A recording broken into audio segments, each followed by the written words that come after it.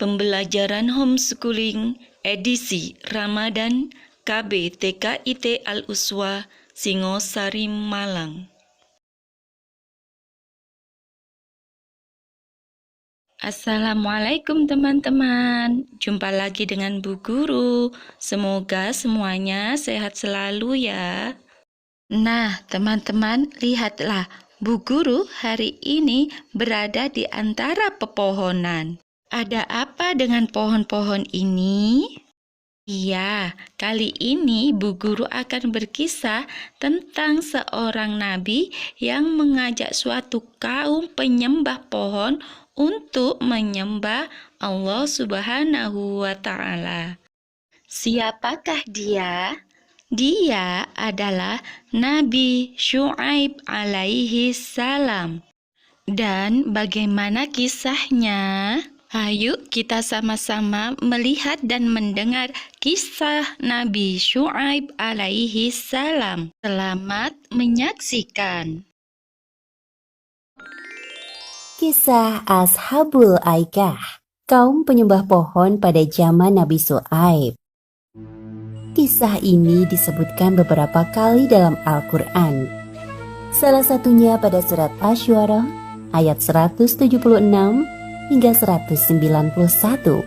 Diceritakan bahwa pada zaman Nabi Syu'aib ada suatu kaum yang lebih memilih menyembah pohon daripada beriman kepada Allah Subhanahu wa Ta'ala.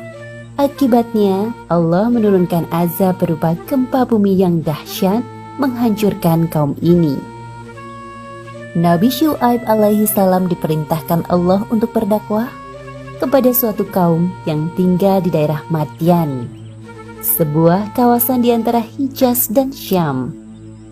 Kaum ini terkenal dengan julukan Ashabul Aikah yang memiliki arti penyembah pohon.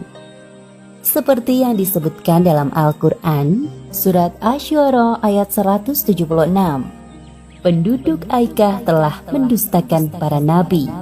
Selain menyembah pohon, mereka juga menyembah berhala yang diyakini sebagai warisan para nenek moyang. Nabi Syu'aib tak henti-hentinya mengajak kaum Aikah untuk meninggalkan sesembahan mereka yang tidak bisa memberi manfaat sedikit pun. Namun sayangnya mereka tetap pada keyakinannya. Wahai kaumku, sembahlah Allah SWT. Sesungguhnya tidak ada Tuhan sesembahan yang pantas bagimu selain Dia. Sebagian besar kaum Aikah berprofesi sebagai pedagang. Salah satu kebiasaan buruk kaum Aikah yang masih sangat sulit dihilangkan adalah suka mengurangi takaran timbangan. Ketika tiba musim panen, mereka membeli barang sebanyak-banyak dengan harga yang sangat murah untuk disimpan di gudang. Sebaliknya, saat datang musim paceklik, mereka akan mencekik pembeli dengan menaikkan barang dengan harga yang tinggi. Wahai penduduk Aikah, hentikanlah kebiasaan mengurangi hak orang lain dalam timbangan kalian. Sesungguhnya, perbuatan itu sangat dibenci oleh Allah. Padahal Allah SWT telah memberikan kalian kehidupan yang makmur. Seharusnya, kalian mengucap syukur atas limpahan nikmatnya. Seperti yang disebutkan dalam Al-Quran, surat Hud ayat 85. Dan wahai kaumku, penuhilah takaran dan timbangan dengan adil, dan janganlah kamu merugikan manusia terhadap hak-hak mereka, dan jangan kamu membuat kejahatan di bumi dengan membuat kerusakan. Wahai Syu'aib, apakah Tuhanmu yang menyuruhmu untuk melarang kami mengelola harta sesuai cara yang kami kehendaki? Wahai kaumku, aku hanya bermaksud untuk memperbaiki perbuatan keji kalian selama masih diberi kemampuan. Semua petunjuk yang aku ikuti hanya dari Allah. Hanya kepadanya aku bertawakal, dan kepadanya pula aku kembali. Jadi, sekarang engkau juga menyuruh agar meninggalkan sesembahan para nenek moyang kami? Tidak semudah itu, wahai Syu'aib. Wahai kaumku, sesungguhnya aku lebih khawatir kepada kalian. Jika kalian tetap tidak mau beriman kepada Allah, Allah akan menimpakan azab yang pedih. Ingatkah kalian siksaan yang ditimpakan Allah kepada kaum Nuh, Hud, Saleh, bahkan kaum Lut, nenek moyang kalian sendiri? Apa yang engkau bicarakan wahai Syuaib? Itu hanya cerita dongeng pengantar tidur yang sulit kami percaya. Mendengar hal itu, Nabi Syuaib merasa sedih. Beliau terus memikirkan nasib kaumnya yang sangat sulit untuk diajak berbuat kebaikan. Namun begitu, beliau tidak putus asa.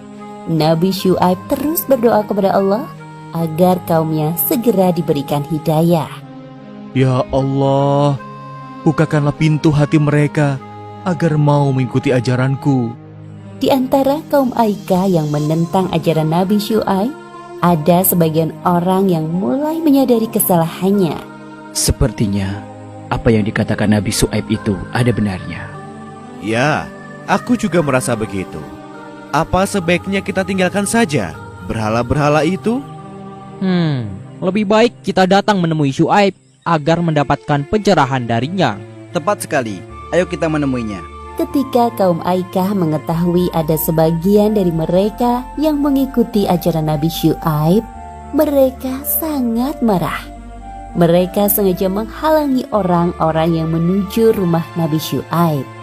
Hinaan dan cacian keluar dari mulut mereka. Wahai Syuaib, pergilah engkau dari negeri Madian bersama pengikutmu. Kami tetap tidak akan menyembah Allah. Jikalau benar engkau seorang Rasul, maka mintalah kepada Allah menurunkan azab itu. Hahaha. Kedengarannya sangat mustahil, bukan? Seperti yang disebutkan dalam Al-Quran, Surat Asy-Syu'ara ayat 187. Maka jatuhkanlah kepada kami gumpalan dari langit, jika engkau termasuk orang-orang yang benar. Perkataan itu menandakan kesombongan kaum Aikah. Mereka lupa bahwa Allah Maha Kuasa atas segala sesuatu. Sesungguhnya, Allah SWT lebih mengetahui siapa yang berdusta dan azab bagi para pendusta. Wahai kaumku, sebelum terlambat, mohonlah ampunan kepada Allah, kemudian bertaubatlah. Sungguh, Allah SWT Maha Pengasih lagi Maha Penyayang. Kemudian Nabi Syuaib dan pengikutnya meninggalkan negeri Madian. Beberapa hari setelah kepergian Nabi Syuaib dan pengikutnya, terjadi keanehan di langit. Awan biru berubah menjadi hitam, bergulung-gulung dan bergerak perlahan menaungi negeri Madian.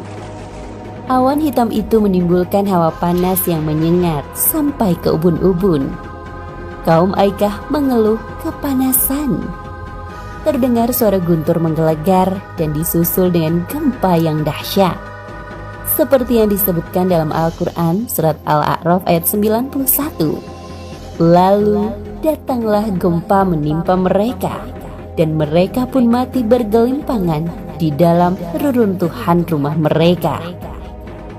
Pada hari itu kaum Aika mendapatkan siksaan yang sangat pedih.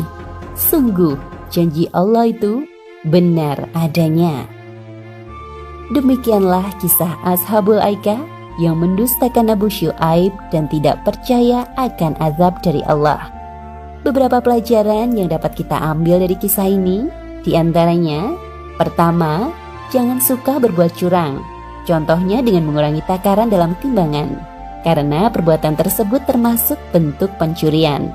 Kedua, jangan sekali-kali bersikap sombong, apalagi mengatakan hal-hal buruk yang dapat membuat Allah murka. Bisa jadi hal tersebut dikabulkan oleh Allah Subhanahu wa Ta'ala. Wallahu a'lam bishawab.